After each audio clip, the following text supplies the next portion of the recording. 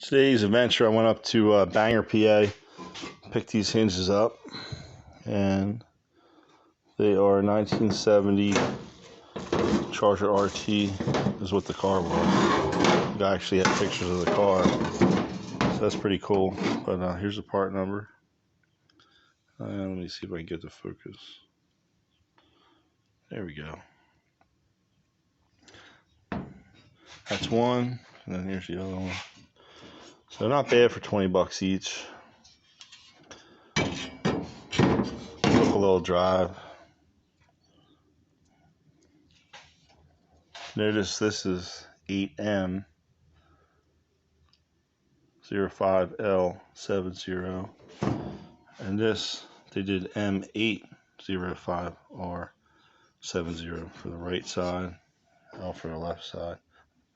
I just noticed that actually. And then I got this RT scoop. It needs a little bit of work when I was at Carlisle, so I'm going to fix that.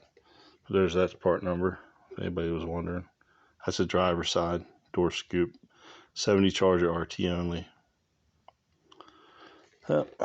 I'm going to clean these up, grease them up, get them working, put them on the car.